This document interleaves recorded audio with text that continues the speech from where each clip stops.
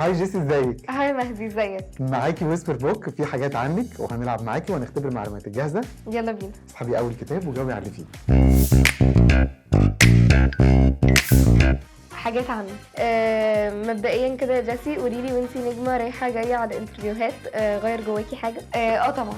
غير ايه؟ يعني بقيت اعرف ابقى ريبريزنتبل اكتر، ابقى يعني في الاول خالص مش ببقى فاهمه قوي ايه اللي بيحصل، انا رايحه فين جايه منين، ايه اللي ممكن اتساله. دلوقتي بقى بقيت يعني بتحبي تلعبي بالميك اب، خصوصا في الهالوين. هقول لك اسماء من كامل عدد وقولي لي هتعملي لهم ايه في الهالوين. حمزه دياب، لينا صوفيا، شريف سلامه. حمزه دياب فامباير مثلا؟ ايه ده؟ كنت بفكر في كده في دماغي بس حسيتها بيسك قوي. اوكي. يعني كنت اقول لك فامباير بس حسيتها اللي هو بحاول اطلع لك حاجه من اوت اوف ذا بوكس، بس ماشي فامباير عشان خاطر لينا صوفيا. حاسه هعمل لها دكتور ناس حاجه كده، عارف اللي هو تبقى رابطه شعرها بن هنا بن هنا حاجه كده يعني. شريف سلامه مش عارفه. ما تعمليش حاجه مرعبه مصريه في الهالوين، ليه ده نطلع على بره فامبايرز وهاي كده، ابو رجلي مسلوخه حاجه. ابو رجلي عشان خاطرك والله، ابو رجلي مسلوخه، بس يعني شايفه هنقول كده على استاذ شريف ما ده سلامه في يعني. الهالوين والله. ماشي. ليكي اخ توأم، قولي لي هو شبهك بقى بالظبط، ولو معاكي صوره وريها لنا. معايا بس هو مش شبهي خالص، هو حاجه تانية. هو عينه ملونه وابيض وشعره كيلي، انا شعري كيلي، يمكن دي الحاجه الوحيده اللي شبه بعض فيها، بس شبه بعض. ابعتها لك ولا اوريها لا لك؟ وريها لنا دلوقتي على الموبايل.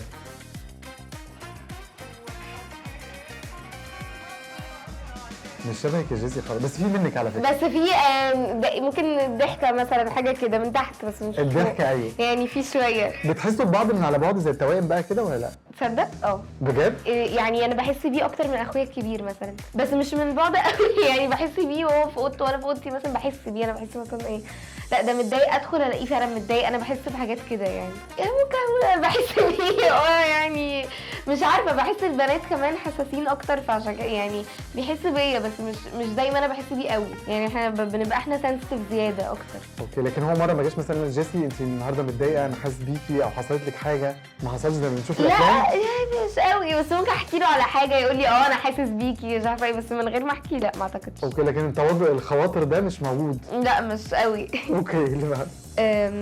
حلم الفتاة الشعبية لسه عندك وعايزة تعملي دور واحدة شعبية. هقولك كلمات شعبية وتقولي لي معناها وبتتقال امتى.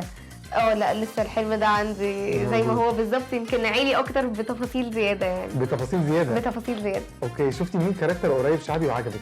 مش قريب، هو فيلم انا بحبه، فيلم الفرح. اوكي، ده انا عايزة حاجة كده من السكة دي. سميرة بيرة؟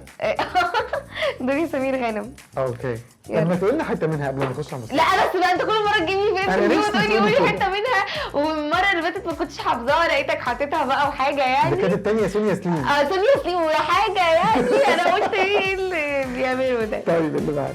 بكابورت اللي هو بقى حاجه كده. لا انا عايزين نعرف المفهوم بالظبط ايه دبش. بكابورت. دبش.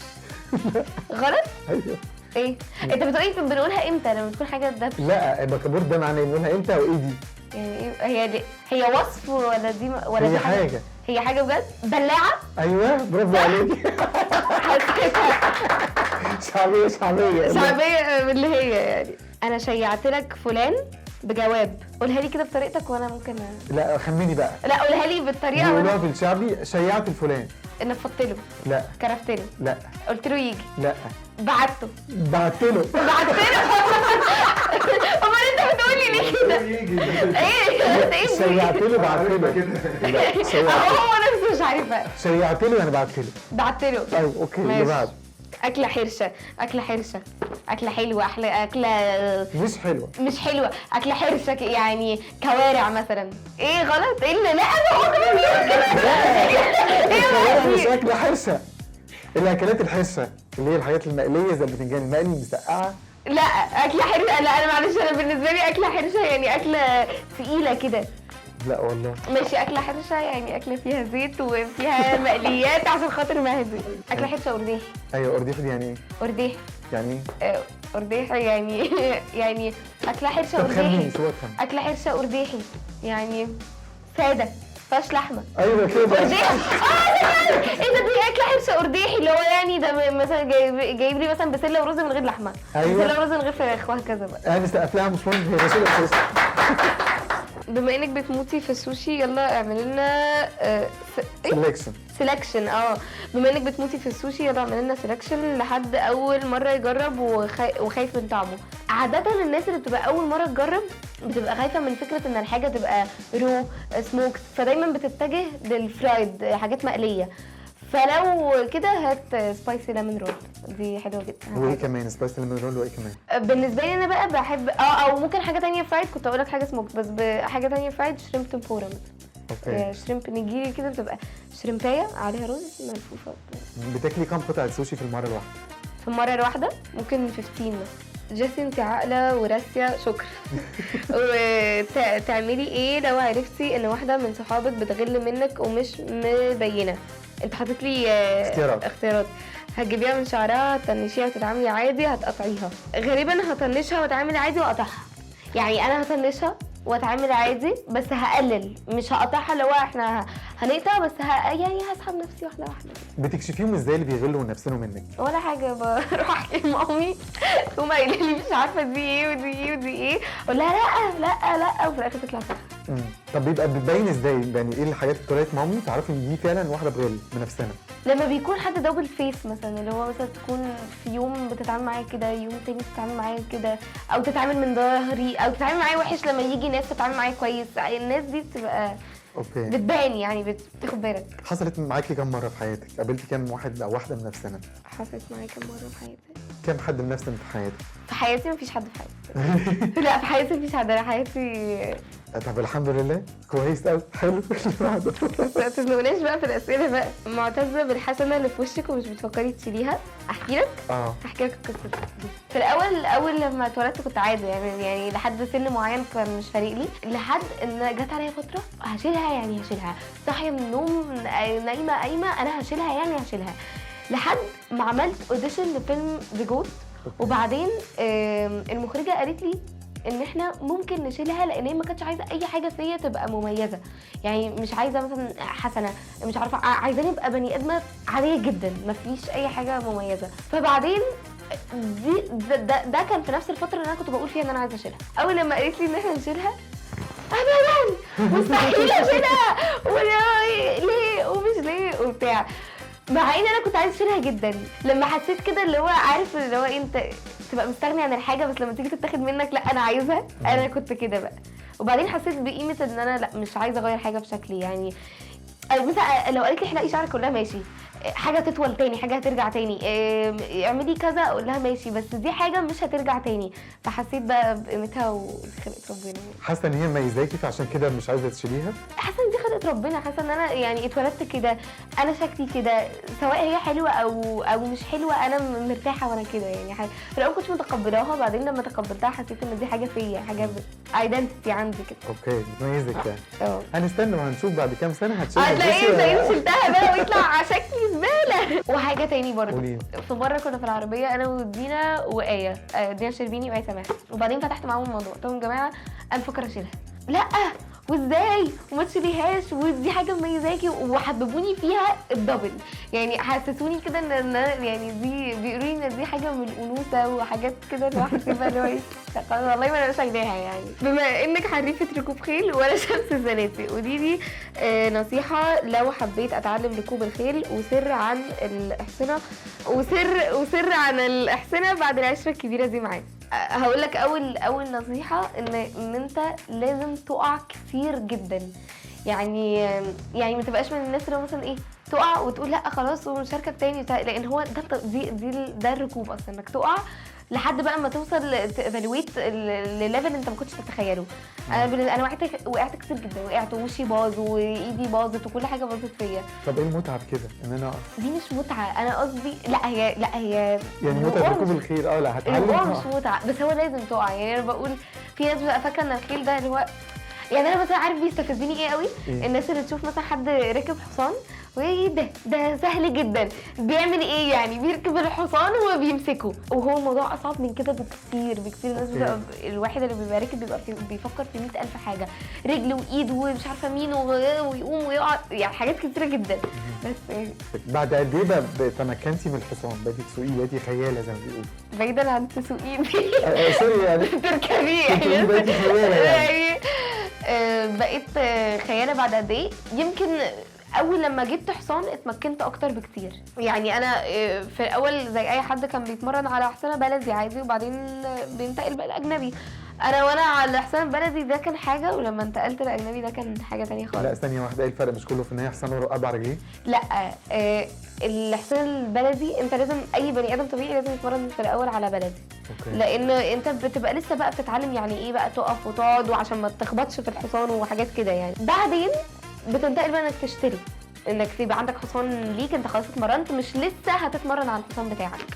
اوكي، زي العربيات. زي العربيات بالظبط، انت تتعلم وبعدين بيبقى عندك عربيتك. اوكي. الحصان بيعرف صاحبه؟ ايوه طبعا. لما بغيب عليه واجيله يقعد يبوسني من كتفي، كتفي الحته المفضله عنده، يقعد يبوسني من كتفي. لا كده اسمه ايه الحصان بتاعك؟ بالو سانتو. بالو سانتو؟ اوكي. ده كان من ايطاليا ولا ايه؟ لا من ايطاليا. اللي بقى طلع عليكي اشاعات انك مرتبطه كتير، قولي لنا امتى هتبقى الاشاعات دي حقيقه، في سن معين ولا لما قلبك يدق فعلا؟ ماشي استنى بحاول افكرك في حاجه نموذجيه. جه في بالي حاجات كتير قوي، بس يمكن اللي اقوله لك ان انا طبعا لما قلبي يدق فعلا ما تبقاش اشاعات زي ما هي اشاعات، وفي سن معين هعلن عنها وما تبقاش اشاعات. اوكي. يعني عادي ممكن تبقى موجوده بس مش هعلن عنها، بس لو في سن معين هعلن عنها. هتقول يعني هتصرحينا؟ مش هتسيبينا كده نفكر ونقول مين يا ترى؟ يعني في سن معين بس ممكن يبقى فيه بقى وانت تعرفش. ايه تعرفك؟ هنعرف، مفيش حاجه بتستخبى. انت بتعرف كل حاجه. قولي لنا حاجه اكتشفتيها في دينا الشربيني، شريف سلامه، ايه سماحه وقت التصوير. دينا الشربيني من اكتر الناس اللي بتبقى كيرفل قوي على اللي حواليها. يعني اي حد رايح جاي كده تبقى دايما بتطمن لو هو كويس ولا لا، مبسوط ولا لا، تعبان ولا يعني مستريح. انا بحب ده قوي فيها، ان هي بس مش بتبقى مركزه في نفسها. ايه سماحه من اكتر الناس اللي تدخل اللوكيشن تحس ان في حاجه فرفوشه دخلت كده، في حاجه نقلت روح حلوه. انا بحس ايه سماحه من نوع الناس ده قوي. وشريف سلامه من اكتر الناس اللي هو ايه قاعد تعبان كده متضايق مش قادر، هو يفرفشه كده بيبقى فن. يعني هو يضحك يهزر يعمل مقالب الحاجات دي. بيعمل مقالب شريف سلامه؟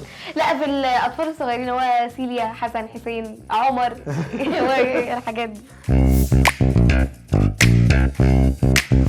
اهبد ما يهمكش، بما انك حريفه رقص وركوب خيل هنختبر معلوماتك عنهم، ولو ما عرفتيش اهبدي ما يهمكيش ومهدي هيغششك الاجابه. ماشي يلا احنا لازم نشكل بعد كده. كم عدد اسنان الحصان؟ ايه ده؟ انت عارف؟ احنا عارفين انت طبعا. جاي من جوجل؟ اكيد طبعا، ما عندناش حصان عشان عندي اسنان. 36. طب والله صح، برافو.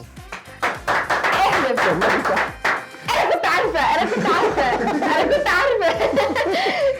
هقول لك ليه ولا مش هقول لك بقى؟ قولي عشان نعرف. مش فاكره انا من كام يوم. هو البني ادم عنده كام سنان؟ 38. 38؟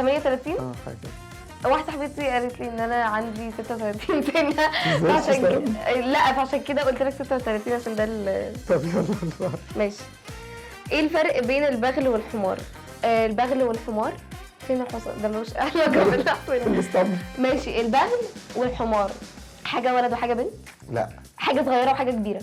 هما في الحجم صغير وكبير، بس البغل حاجه. البغل كبير والحصان ايوه ليه بقى؟ والحمار صغير. ايه الفرق بينهم بالفرق؟ البغل كبير. لا مش في، لا الفرق اللي هو اصنف ده ايه واصنف ده ايه؟ البغل ثانيه عشان ده موضوع صعب قوي. البغل الحصان بيتجوز حمار. ايوه وبيخلف بغل. صح.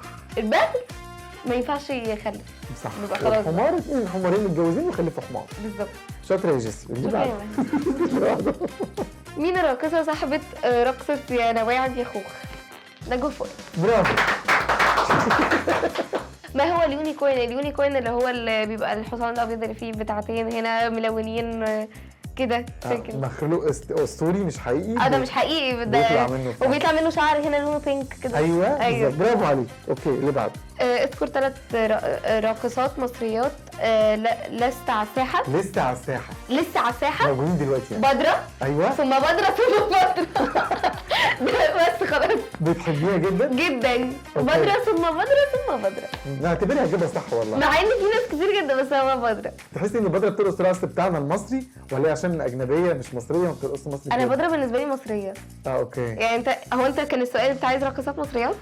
ايه ده انا قلت بدرة. مش مهم. انا والله العظيم بالنسبة لي بدرة مصرية، يعني انت أوكي. قلت انا لما جه في دماغي بدرة مصرية. في فيلم السلم والتعبان هاني سلامة كان عايز يتدرب على رقصة ايه؟ تانجو. برافو، تانجو ارجنتيني صح. برافو. اي فيلم في الدنيا بيهبط تانجو او سلسة، تانجو او سلسة. اسم انثى الحصان ايه؟ فرسة. برافو. برافو. دلوقتي هنلعب معاكي جرين فلاج او ريد فلاج. اقلبي الصفحة وامسكي الكروت ومهدي هيسأل. ماشي يا مهدي. يلا بينا. اول ديت مع حب جديد اتاخر عليكي من غير ما يعتذر، جرين فلاج ولا ريد فلاج؟ من غير ما يعني مش جرين يعني اورنج، مفيش حاجة في النص؟ لا قولي يا جرين يا ريد. عادي. عادي؟ اوكي ماشي. رايحه تمضي مسلسل جديد ولقيتي حادثه جامده في الطريق، جرين فلاج ولا ريد فلاج؟ ده اكبر جرين فلاج في الدنيا. يا رب اديني اشاره. يا رب اديني اشاره.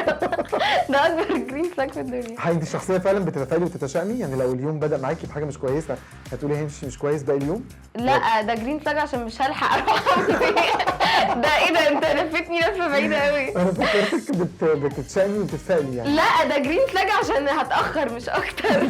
ده ريد فلاج قصدي عشان هتاخر. لو حد بيحبك جدا بس بيحاول يسيطر عليكي في كل حاجه ويقرر لك كل حاجه. مش ما بحبش سي السيد، بس يعني بحب حد يقول لي رايه، وبحب حد ينصحني نصيحه كويسه، احب حد بس مش يبقى بيحبني عشان يتحكم فيا، ده حاجه تانية يعني. طب ينفع الست تتحكم في الراجل عادي؟ لا برضو ده جرين فلاج قوي. ده ريد اللي انت ماسكاه. انا ايه ده ريد. انا اسفه ده ريد فلاج جدا. اوكي. انا قلت جرين كذا مره صح او كلهم لا انا قصدي ده ريد فلاج جدا، لان دي بتبقى حاجه بالنسبه لي قصوصه كده. اوكي. مش مهتم يقضي وقت معاكي بس يوم ما بتقعي في مشكله بيكون اول الحاضرين، صاحب بقى اخ، جرين فلاج. اوكي ده بالقوي كمان. ايوه طبعا. ما بتحبيش اللزقه في الحياه. لا بس يعني ليتلي لما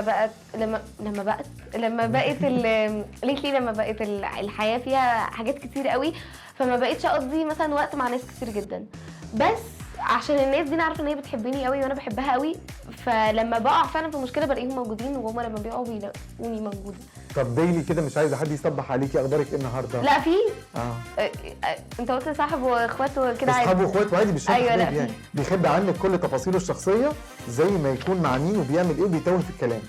ده من قبل ما اكمل الكلام انت عايزه التفاصيل كلها. مش شخصيه بس ما بحبش الناس اللي هي بتبقى يعني نزل النهارده قابل صحابه وراح قاعد على الكافيه. لا ده عادي، ده جرين، ده انا ماليش دعوه يعني مش قصدي ماليش دعوه، بس هو يعني مش كل حاجه، بس الناس اللي بتخبي التفاصيل قوي دي بتبقى وراها حاجه في الاخر. يعني مش بتخبي كده. لو حسيتي تخلعي على طول؟ او يعني على حسب بيخبي ايه ومش بيخبي ايه، يعني اصل اللي هيخبي في الصغيره هيخبي في الكبيره. صح والله. طيب دايما يطمن عليكي بشكل اوفر ويقول لك روحتي كلتي نمتي، ثم العاشق في نفسه يعني. ليه رد؟ يعني هو ليه رد بس جرين بس يطمن على نفسه بقى، يعني اساسا ممكن شويه الاقيني في المود شويه مش في المود، بس مش رد يعني مش هو. بتحبي رومانسيه اكتر؟ على فكره انا رومانسيه جدا. اوكي. بس دي اللاف لانجوج بتاعتك؟ لا مش دي اللاف لانجوج بتاعتي، بس انا رومانسيه جدا. اوكي. طب ايه اللاف لانجوج بتاعتك؟ مش عارفه بقول لك بعدين. بقول لك بعدين بقى بس. هدايا بقى وفلوس وكده وفلوس؟ لا انا ما بحبش الهدايا خالص. يعني ما بحبش حد يجيب لي هديه في عيد ميلادي ولا اجيب لحد هديه في عيد ميلاده. بس احب الهدايا المينينجفul، مش قصدي هديه اللي هو هديه، يعني احب مثلا حد يكتب لي جواب، يحط لي صورتي مثلا ويكتب عليها حاجه. ما ياكلش عيش الكلام ده، لازم ناخد هديه حلوه غاليه. دي بقى لا والله دي حاجات انا احب اجيبها واحب حد يجيبها لي، بس هدايا ما بحس بتتركني يعني في الاخر. بيقول لك كل حاجه بتحصل ما بينكم لامه، كل حاجه بتحصل ما بينقلها لامه. كل حاجه كل حاجه قوي. كل حاجه. جرين فلاج ولا ريد فلاج؟ تعرف حاجه؟ انا بحس العنصريه جدا عندنا في الموضوع ده، ان مثلا احنا كبنات بنحكي كل حاجه لامهاتنا، بس هم كاولاد ليه ما يحكوش كل حاجه لامهاتهم؟ ما هو نفس الفكره، هو بني ادم انا وبني بتكلم في ادم، الارتباط بعد بس. الارتباط مش كل حاجه قوي يعني، في حاجات بتبقى شخصيه زياده ما يعني. يبقاش ابن امه قوي ما يعني. يبقاش ابن امه، لا ابن امه حاجه وانه يحكي لمامته بس اسكت. لا رد. خلاص مش عارفه احبكها يعني. جيسي احنا كده خلصنا. انبسطتي بالكتاب؟ خساره، اتبسطت جدا عجبك ويست بوك؟ جدا جدا يعني. انا بشكرك جدا جدا، وانتي اكبر نجمه شفتها في حياتي. شكرا. شكرا يا جيسي، باي باي. باي.